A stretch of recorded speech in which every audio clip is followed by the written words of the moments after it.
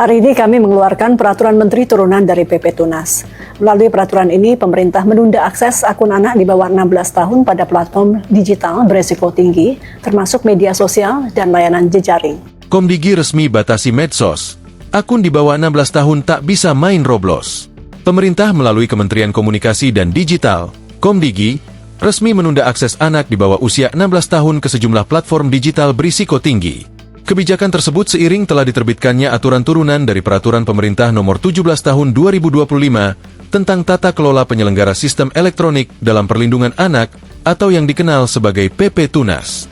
Menteri Komunikasi dan Digital, Menkomdigi, Mutia Hafid mengatakan kebijakan ini akan dimulai pada 28 Maret 2026. Pada tahap awal, akun anak di bawah usia 16 tahun akan dinonaktifkan di YouTube, TikTok, Facebook, Instagram, Threads, X, Bigo Live, serta Roblox.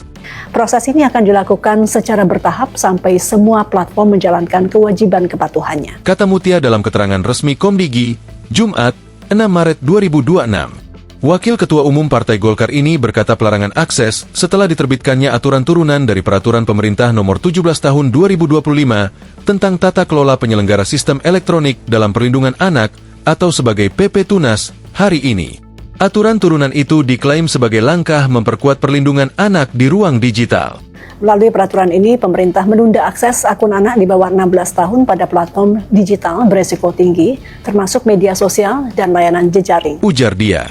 Dia mengklaim kebijakan ini menjadikan Indonesia sebagai salah satu negara non-barat pertama yang menerapkan pembatasan akses anak ke platform digital berdasarkan usia. Dia mengklaim kebijakan ini untuk melindungi anak dari ancaman digital. Dasarnya jelas, anak-anak kita menghadapi ancaman yang semakin nyata, mulai dari paparan pornografi, perundungan siber, penipuan online, dan yang paling utama, adiksi. Kata dia, Mutia menyadari kebijakan ini akan menimbulkan ketidaknyamanan bagi anak-anak maupun orang tua. Namun, dia meyakini kebijakan ini merupakan langkah penting di tengah kondisi darurat digital.